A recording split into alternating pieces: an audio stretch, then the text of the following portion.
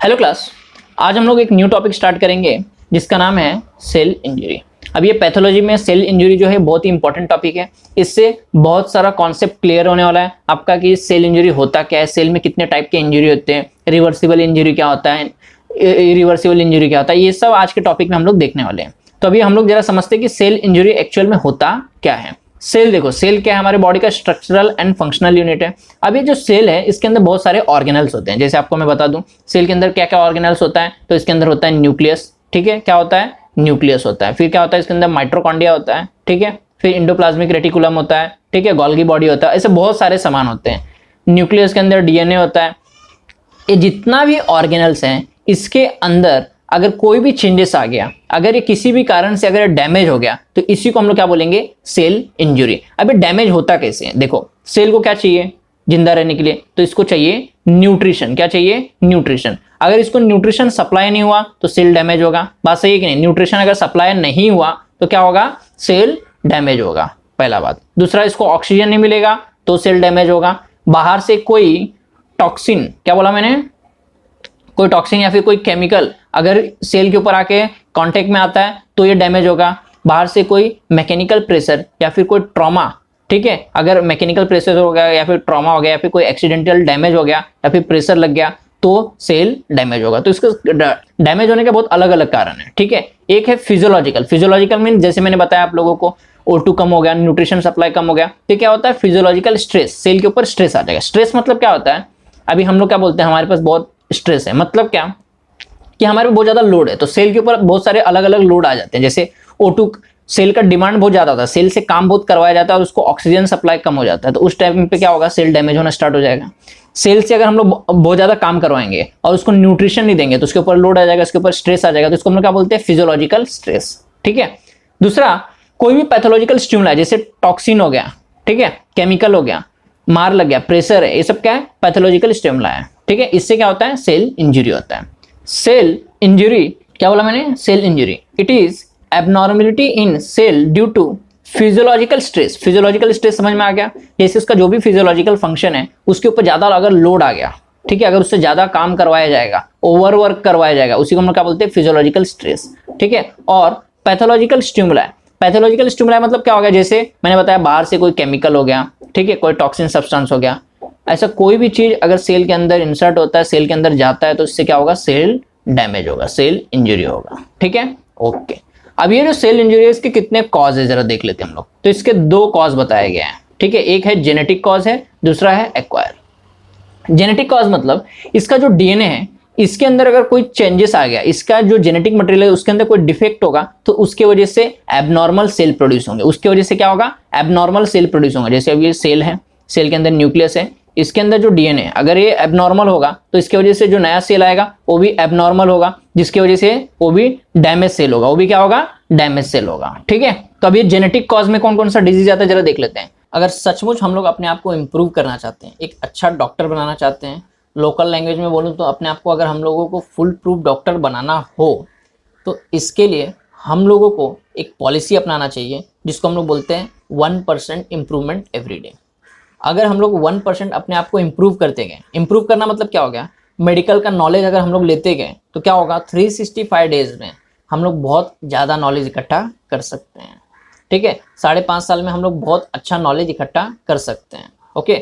अगर आप लोग देखोगे, अपने सीनियर्स को देखोगे, बहुत लोगों को देखोगे, वो लोग इंटर्नशिप में भी आ गए फिर भी उनको उतना ज़्यादा चीज़ें पता नहीं होती है। उसका रीज़न क्या है कि वो लोग जब फर्स्ट ईयर होता है, सेकेंड ईयर होता है, थर्ड ईयर होता है, वहाँ पर वो लोग ज़्यादा उतना ध्यान नहीं देते हैं। तो आप लोग के पास अगर टाइम है, अभी एग्जाम्स खत्म हुआ है आप लोगों का, तो आप लोग फार्मेकोलॉजी हो गया, पैथोलॉजी हो गया, इसके ऊपर ध्यान दो, इसको अच्छे से सीखो। ये अगर अच्छे से सीखोगे तो आगे जाके आपको मेडिसिन अच्छे से समझ में आएगा, सर्जरी अच्छे से समझ में आएगा, गायनेकोलॉजी अच्छे से समझ में आएगा, ऑप्थेल्मोलॉजी अच्छे से समझ में आएगा। तो इसके लिए हमारा जो बेस है फार्मेकोलॉजी और पैथोलॉजी, इसको बहुत अच्छे से समझ में आना चाहिए।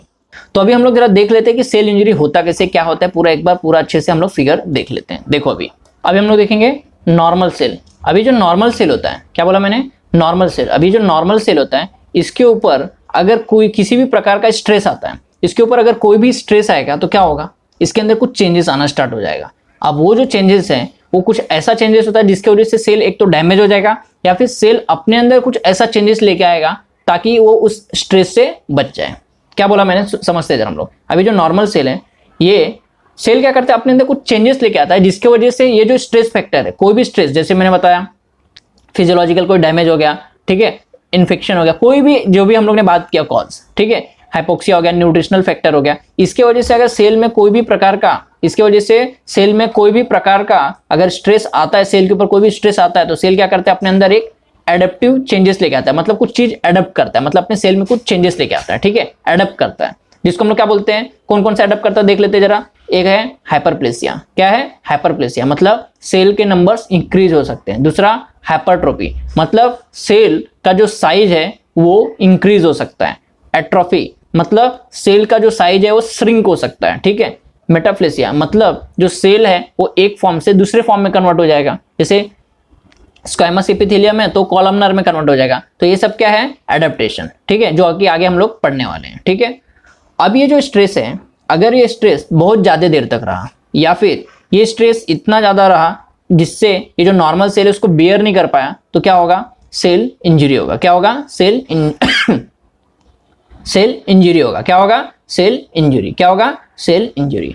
अब ये जो इंजरी है, सेल इंजरी, ये अलग अलग टाइप से होता है। अगर ये जो सेल एडप्ट किया था, अगर ये एडप्ट नहीं कर पाया तो सेल इंजरी होगा। दूसरा, जैसे हम लोग ने कुछ कॉजिटिव एजेंट के बारे में बात किया था, वो पॉजिटिव एजेंट की वजह से क्या हो सकता है, सेल इंजरी हो सकता है, ठीक है। अब ये जो सेल इंजरी है ये दो टाइप का होता है, एक होता है माइल्ड, एक क्या होता है, माइल्ड, और दूसरा होता है सीवियर।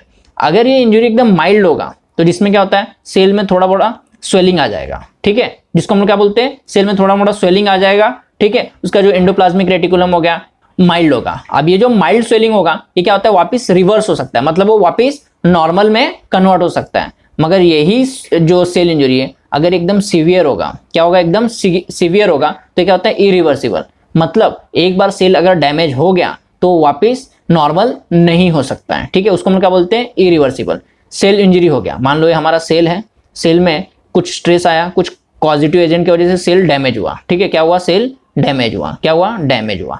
अब ये जो डैमेज सेल है इसके ऊपर अगर ये डैमेज माइल्ड होगा तो सेल क्या होगा, वापस नॉर्मल हो जाएगा, जिसको हम लोग क्या बोलते हैं, रिवर्सिबल इंजरी। क्या बोलते हैं उसको हम लोग, रिवर्सिबल इंजरी, ठीक है, जिसको बोलते हैं हम लोग हील भी बोल सकते हैं। हील होगा और वापस रिवर्स हो जाएगा। अगर ये सेल क्या हो गया, नॉर्मल नहीं हुआ, क्या बोला मैंने, ये सेल अगर नॉर्मल नहीं हुआ तो इसको हम लोग क्या बोलेंगे, इरिवर्सिबल। क्या बोलेंगे इसको हम लोग, इरिवर्सिबल इंजरी। अब ये जो इरिवर्सिबल इंजरी है इसमें क्या होता है, सेल वापस नॉर्मल नहीं होता है और धीरे धीरे क्या होता है, सेल का डेथ हो जाता है। तो ये जो सेल का डेथ होता है दो टाइप से होता है, एक होता है नेक्रोसिस और दूसरा होता है एपोप्टोसिस। एपोप्टोसिस मतलब होता है प्रोग्राम सेल डेथ, मतलब हमारे बॉडी का एक फिनोमिना है, जब सेल बुढ़ा हो जाता है तो उसको डिस्ट्रॉय करने के लिए एपोप्टोसिस किया जाता है, ठीक है। क्लियर हो गया एकदम ये चार्ट, ठीक है। तो इसको जरा हम लोग जरा एक डायग्राम से समझ लेते हैं। ये क्या है, नॉर्मल सेल है, क्या है, नॉर्मल सेल। अब नॉर्मल सेल में जब इंजरी होता है तो क्या होता है, इंजरी होने के बाद क्या होता है, इसके अंदर कुछ चेंजेस आता है, जैसे स्वेलिंग आता है, ठीक है, एंडोप्लाज्मिक रेटिकुलम में, ठीक है, माइटोकॉन्ड्रिया में थोड़ा सा स्वेलिंग आ जाता है। अगर ये चीज हील हो गया, हील होने के बाद क्या होगा, वापिस से नॉर्मल हो जाएगा, वापिस से क्या हो जाएगा, नॉर्मल हो जाएगा। इसी को हम लोग क्या बोलते हैं, रिवर्सिबल सेल इंजरी। इसी को हम लोग क्या बोलते हैं, रिवर्सिबल सेल इंजरी।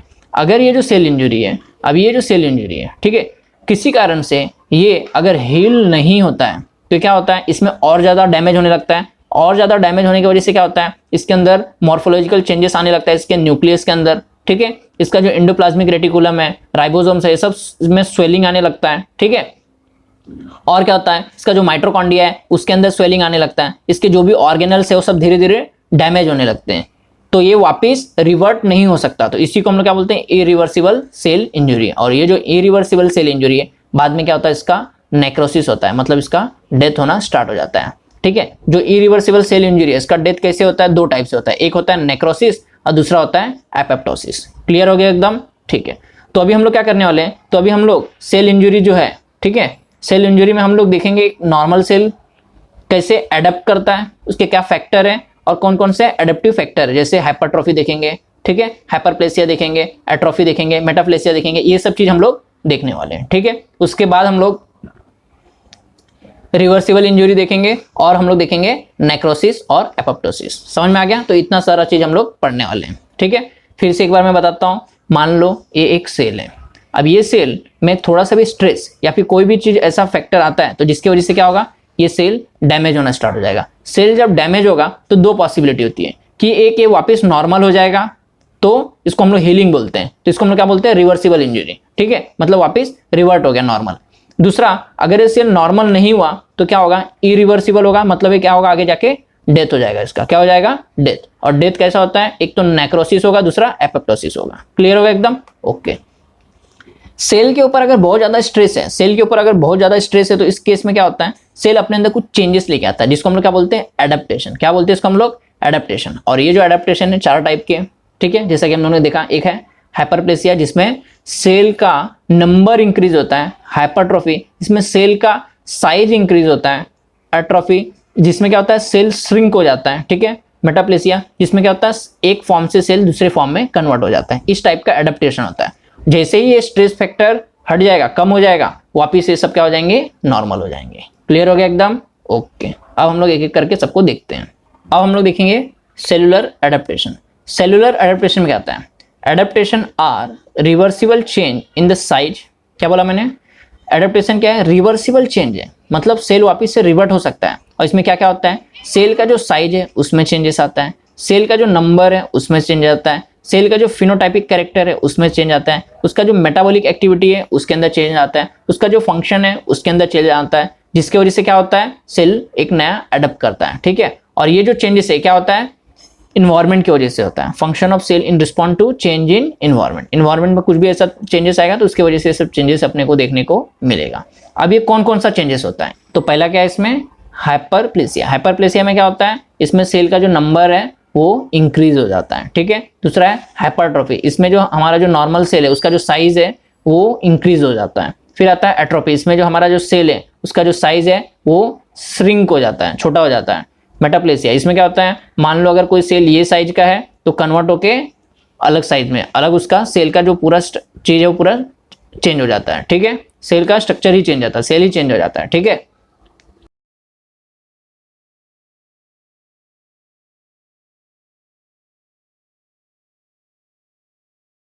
देखो अब ये क्या है, ओरिजिनल सेल है। सेल के ऊपर जब भी स्ट्रेस आता है, क्या बोला मैंने, सेल के ऊपर जब भी स्ट्रेस आता है, स्ट्रेस आने की वजह से क्या होता है, इसके अंदर कुछ एडेप्टेशन आता है, या फिर सेल इंजर्ड होता है या फिर एडेप्टेशन आता है। अब ये जो एडेप्टेशन आता है, देखो क्या क्या एडेप्टेशन आता है, सेल का साइज अगर इंक्रीज हो गया इसको हम लोग क्या बोलते हैं, हाइपरट्रोफी। क्या बोलते हैं इसको हम लोग, हाइपरट्रोफी।